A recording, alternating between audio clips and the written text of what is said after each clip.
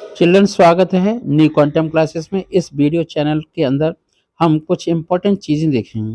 वो इंपॉर्टेंट चीज़ें हैं कि डेफिनेशन ऑफ एल्कीन क्या है, स्ट्रक्चर क्या है, प्रॉपर्टीज़ क्या है, उनके बनाने के मेथड क्या हैं और उनकी chemical properties as well as physical properties देखेंगे।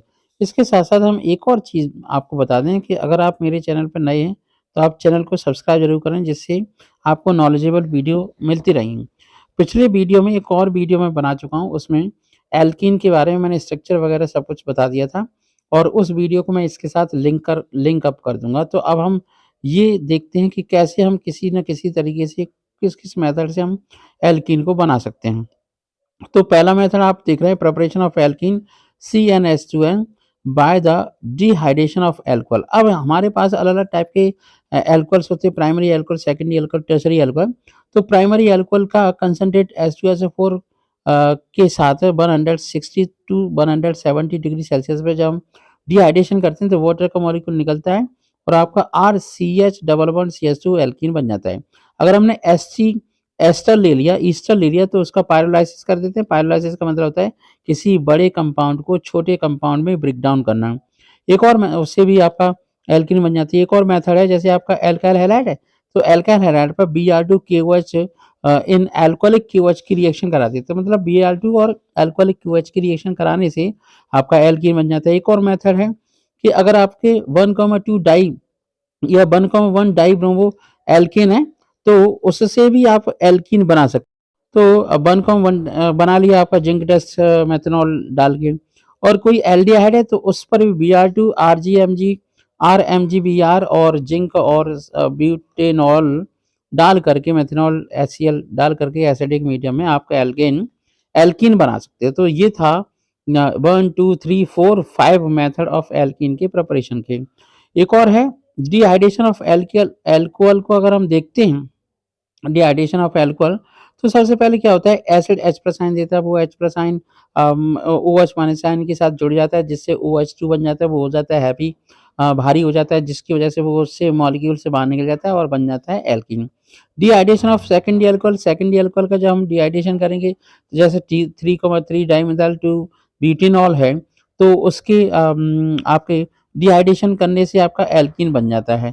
तो वो एल्कीन बनता है 2,3 डाइमिथाइल 2 ब्यूटीन या फिर ब्यूट 2 इन।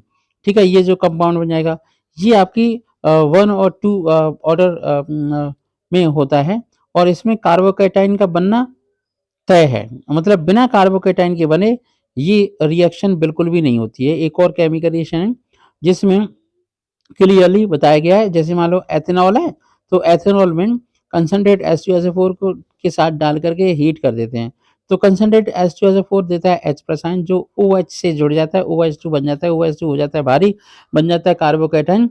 और कार्बोकैटायन की जगह पर फिर आपका दूसरे जो आपका CH3 फंक्शन ग्रुप है, जो बीटा आपका कार्बन है, उससे एक हाइड्रोजन अपने इलेक्ट्रॉन दे के चला जाता है। हाइड्रोजन में दम नहीं होती इलेक्ट्रॉन ले जाने की, इलेक्ट्रॉन छोड़ देता है, नेगेटिव चार्ज पॉजिटिव चार्ज से बन जाता है एथीन। तो ये था आपके एल्कीन का डिहाइड्रेशन। एक और मेथड है, जैसे आप प्रिपरेशन ऑफ एल्कीन हम पढ़ रहे हैं, तो हम ऐसे मान सकते हैं 2 ब्रोमो प्रोपेन से भी अल्कोहलिक KOH से हम एल्कीन बना सकते हैं, तो इससे प्रोपीन बनता है। अगर आपका 2 क्लोरो 2 मिथाइल प्रोपेन है, उसका भी अल्कोहलिक KOH के साथ हीट करके आप 2 मिथाइल प्रोप 2 इन बना सकते हैं।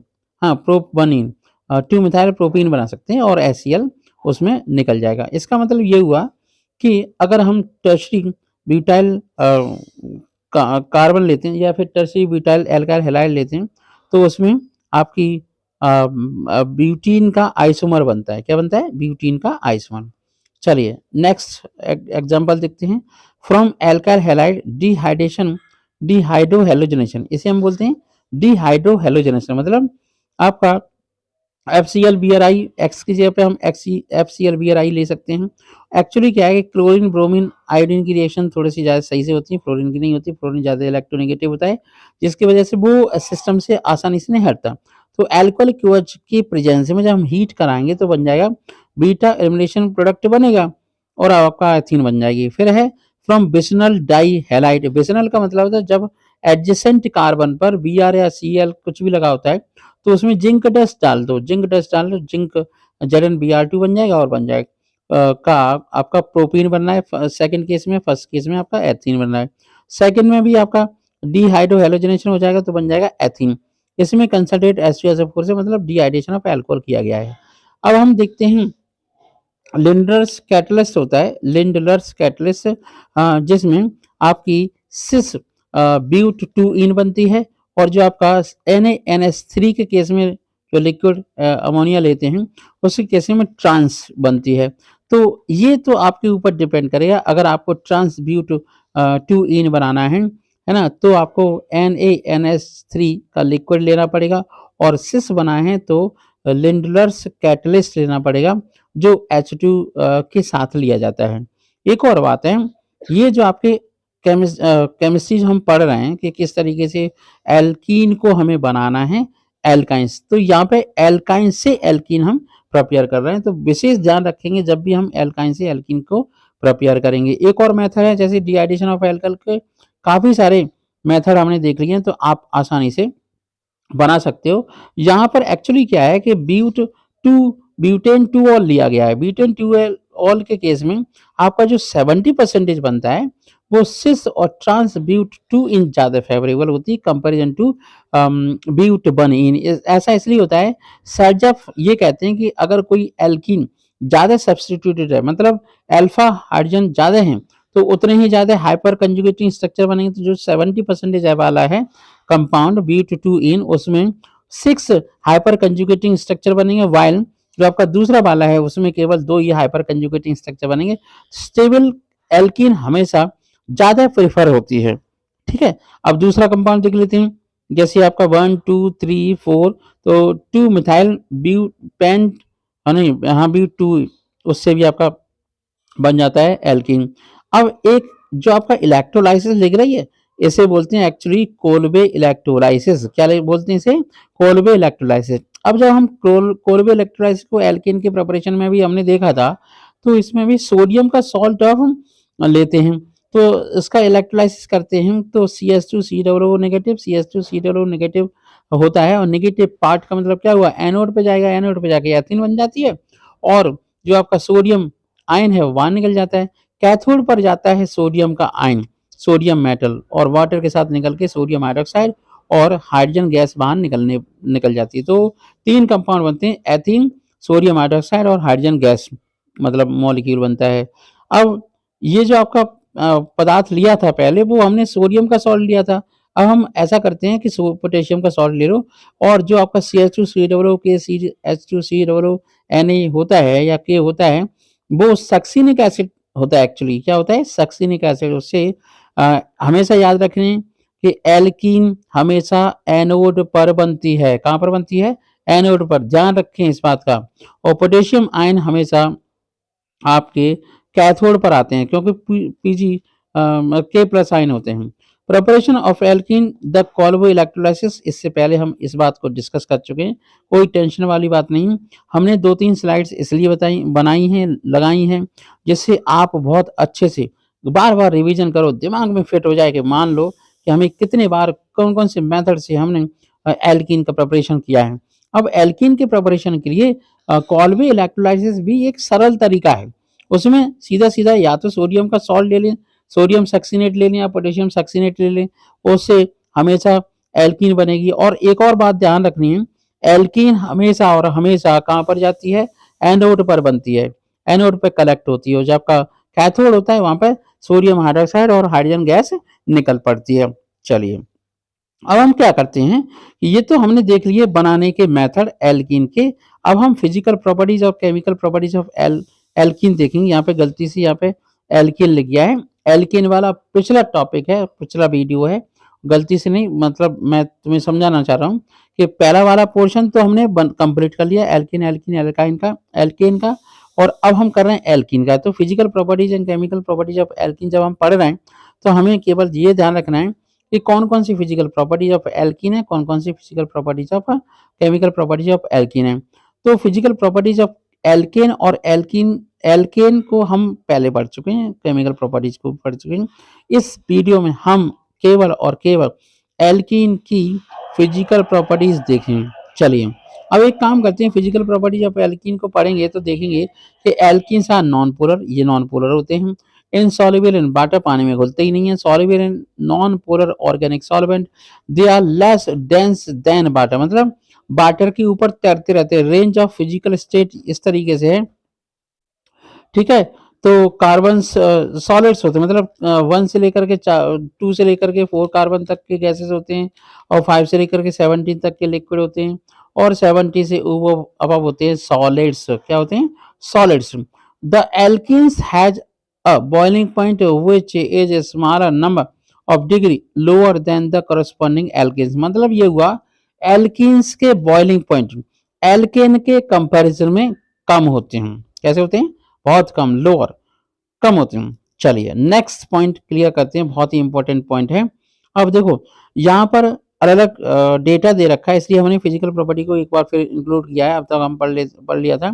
तो आपके alkenes contain a carbon carbon double bond, this carbon carbon double bond changes the physical properties of alkene at room temperature. Alkenes exist in all 3 faces, मतलब सॉलिड लिक्विड गैसेस में पाए जाते हैं। फिजिकल स्टेट अगर हम देखें तो ethene, propene और butene exist as colorless gases. Members of five or more carbon such as pentene, hexene, heptene are liquid, and members of carbon 15 और मोर आर सॉलिड्स। तो सीधी सी बात है, एल्कीन्स कितने टाइप के होते हैं? सॉलिड, लिक्विड और गैसेस। कम कार्बन के कंपाउंड गैसेस होते हैं, 1 2 और 3 और 4 वाले। बाकी के कैसे होते हैं? लिक्विड होते हैं। फिर हायर ऑर्गेनिज्म जितने भी होते हैं, हायर कार्बन के कंपाउंड होते हैं, वो हमेशा और हमेशा कैसे होते हैं? कैसे होते हैं? सॉलिड। चलिए आप देखते हैं chemical properties of alkenes. Alkenes are more reactive than alkane, unsaturated होते हैं। This is because of presence of big pi bond in between 2 carbon atom. The most common reaction of the alkene is addition reaction where a pi bond is broken and 2 new sigma bonds are formed। ये सबसे important बात है, मतलब pi bond टूट रहा है और एक सिग्मा बॉन्ड बन रहा है, ठीक है। एक सिग्मा बॉन्ड बन रहा है, मतलब एक कार्बन के बीच में एक सिग्मा बॉन्ड तो था ही, ठीक है। यहाँ पर एक और सिग्मा बॉन्ड बन गया, और अगर मान लीजिए दोनों बॉन्ड टूट गए तो 2 सिग्मा बॉन्ड बन जाएंगे, मतलब जैसे डबल बॉन्ड टूट गया, हाइड्रोजन लगा दो तो 2 सिग्मा बॉन्ड बन जाएंगे। तो मतलब एक बॉन्ड का मतलब 2 इलेक्ट्रॉन, 2 इलेक्ट्रॉन का मतलब 2 बॉन्ड। चलिए ठीक है। Addition of halo acids. अब ये हेलो एसिड्स क्या होते हैं? जैसे HCl, HBr, HIR halo acids हैं। इनमें से HI सबसे ज्यादा एसिडिक होता है। Alkenes react with hydrogen halide HX, HCl, HBr और HI to form halo alkanes, ठीक है। Halo alkanes. अब हेलो एल्केन का मतलब क्या हुआ? एथीन है, HCl के साथ रिएक्शन करेगा, क्लोरो इथेन बन जाएगा, CH3 CH2Cl। तो addition of halo acid into unsymmetrical alkene takes place according to Markovnikov rule. ये जो रिएक्शन होती है वो हमेशा मार्कोनिकॉफ रूल के अकॉर्डिंग ही होती है। चलिए नेक्स्ट पॉइंट देखते हैं जो आपका इंपॉर्टेंट है, वो है केमिकल रिएक्शंस ऑफ एल्कीन। अभी तो हमने छोटे स्तर पे की थी, अब हम आगे बढ़ते हैं। तो एल्कीन्स में अगर एडिशन होता है तो कौन कौन से पदार्थों का एडिशन होता है वो हम देखते हैं। अगर HI का एडिशन होता है हेलो एसिड का तो हेलो एल्कीन्स बनते हैं। कंसंट्रेट H2SO4 का होता है तो आपका OSO3H बनता है, बाद में एल्कोहल बन जाता है। Br2CCl4 का होता है तो आपका क्या बन जाता है? आपका 2 कार्बन पर Br लग जाते हैं, मतलब एल्काइल हैलाइड्स बन जाते हैं, डाई हेलो एल्केन्स बन जाते हैं, डाई हेलो एल्केन। H2PT और निकल का करते हैं तो एल्केन्स बन जाते हैं। अगर सब्स्टिट्यूशन रिएक्शन होती है Cl2 की ना, Cl2 नहीं, सब्स्टिट्यूशन रिएक्शन तो नहीं होगी एल्कीन की। एक्चुअल में 350 टू 450 डिग्री सेल्सियस पे ये आपका Cl2 के साथ रिएक्शन करके CH2 C double bond CHCl, तो मतलब विनाइल क्लोराइड बन जाता है। क्या बनता है? Vinyl chloride. ये गलत लिखा हुआ अराइल क्लोराइड, ये है विनाइल क्लोराइड, ठीक है। अगर B2H6 के साथ एडिशन H2O2 की प्रेजेंस में करेंगे तो आपका एल्कोहल बन जाता है। इस तरीके से इतनी सारी रिएक्शंस होती हैं। तो अगर हम एडिशन रिएक्शन की बात करें तो एडिशन ऑफ हैलोजन हो सकता है ब्रोमीन का, तो ब्रोमीन दोनों कार्बन पे लग सकती है। एडिशन ऑफ हाइड्रोजन होगा तो हीट एंड अ कैटलिस्ट निकल आर नीडेड, तो उस केस में आपका वेजिटेबल ऑयल से वेजिटेबल घी बन जाएगा। एल्कीन मतलब एथीन से एथीन बन जाएगा। एडिशन ऑफ वाटर होगा तो अल्कोहल बन जाएगा। लेकिन एडिशन ऑफ वाटर हमेशा हमेशा होता है प्रेजेंस ऑफ सल्फ्यूरिक एसिड, है ना।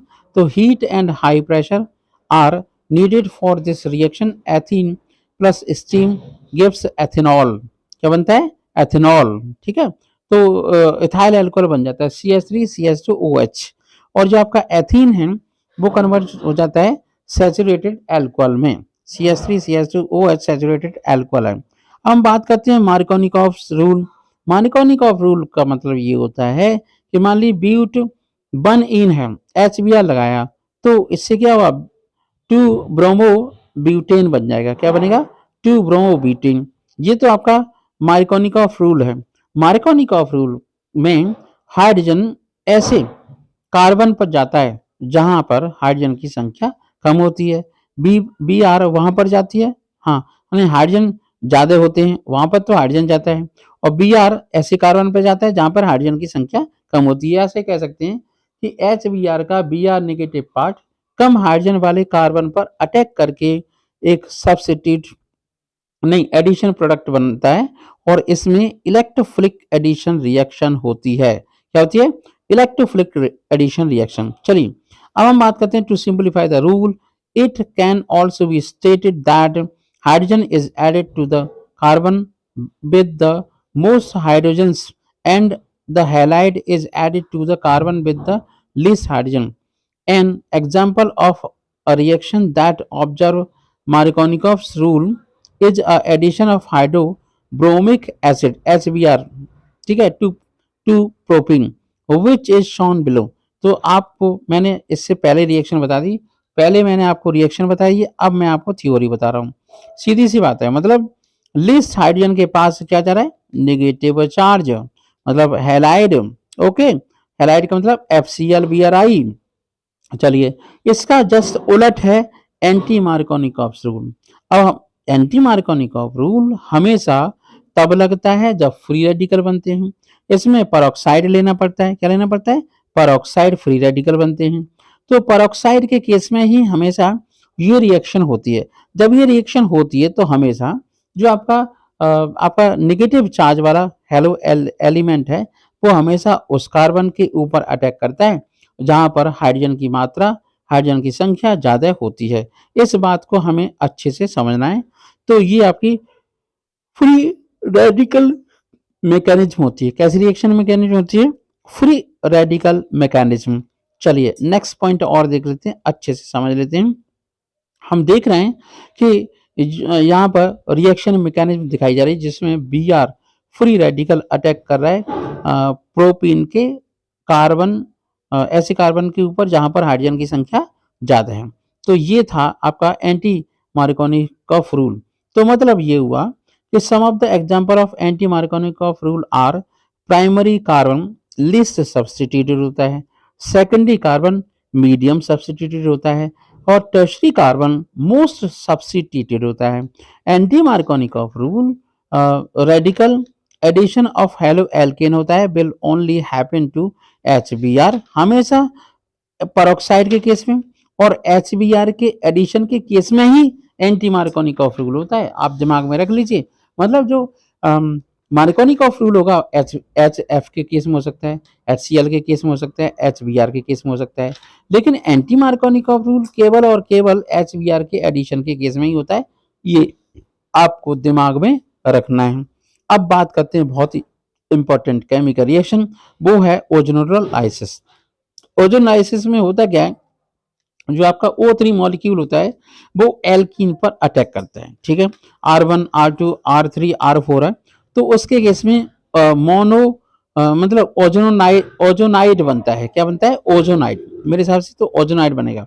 उस पर जब जिंक डालते हैं या ट्राई मिथाइल सल्फाइड डाला जाता है या डीएमएसओ डाला जाता है, ठीक है, तो जेडएनओ और डीएमएसओ जिंक ऑक्साइड और डाइमिथाइल सल्फो ऑक्साइड भी डाल सकते हैं। तो उसके केस में हमेशा कीटोन के दो मॉलिक्यूल मिलते हैं। कितने मिलते हैं कीटोन के? देखिए, अगर एक ही मिथाइल है तो आपका एल्डिहाइड बनेगा, दोनों हाइड्रोजन है तो आपका फॉर्मल्डिहाइड बनेगा, और आपका दो आर लगे हुए हैं तब बनता है कीटोन।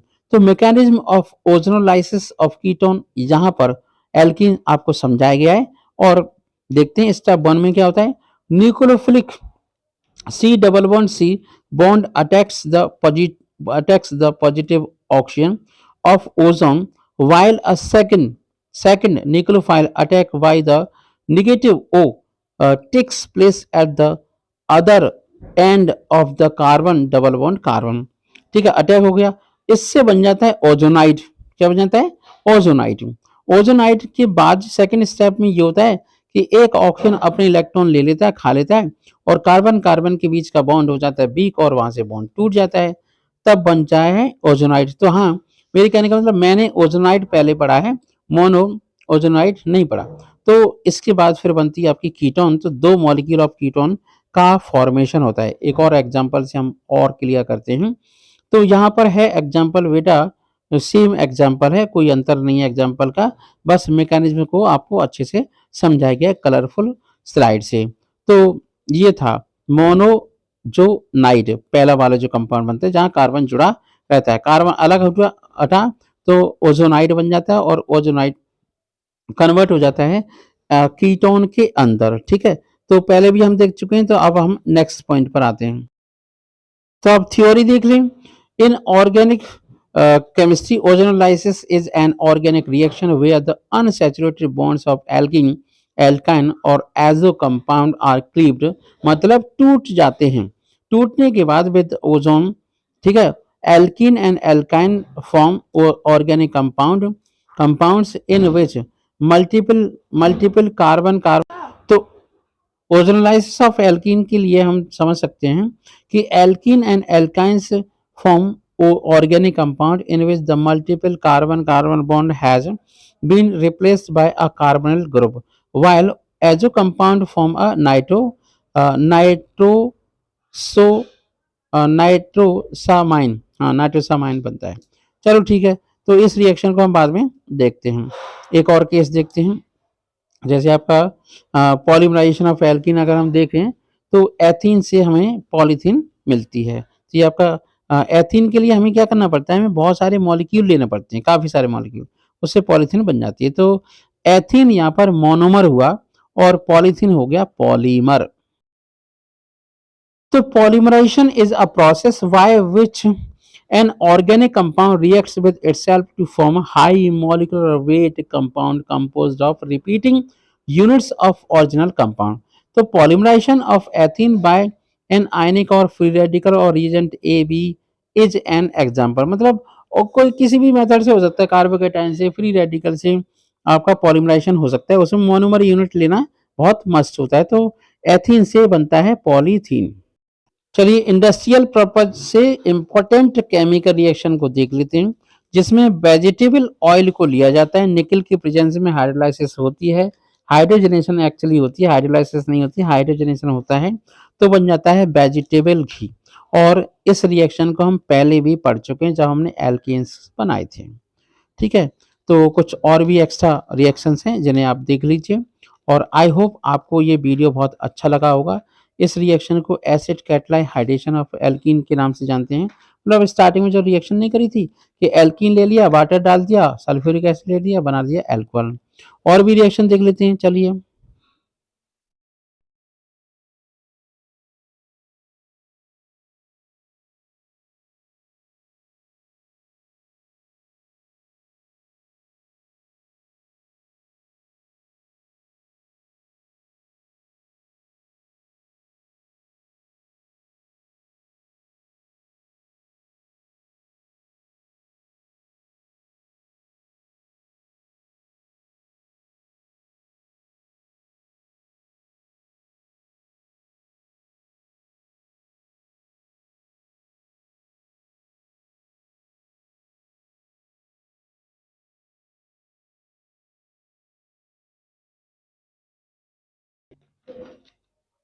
तो ये भी आपकी हाइड्रेशन फॉलोज मार्कोनिकॉफ रूल। याद रखना है मार्कोनिकॉफ रूल जो फॉलो होता है वो हाइड्रेशन ऑफ कंपाउंड में भी होता है, मतलब एल्कीन का जब हाइड्रेशन होता है मतलब अल्कोहल बनता है। तो आई होप आपको समझ आया होगा ये वीडियो, और मुझे लगता है कि अब आपको मेरे साथ जुड़ जाना चाहिए। अगर आप मेरे वीडियो पे नए हैं, चैनल पे नए हैं, तो आप इस चैनल को सब्सक्राइब ज़रूर कर लें। और अगर आपको वीडियो सबसे अच्छा लगा हो तो आप इस वीडियो को शेयर करें अपने दोस्तों में, और अपनी नॉलेज आगे इस तरीके से बढ़ाते रहें। ठीक है?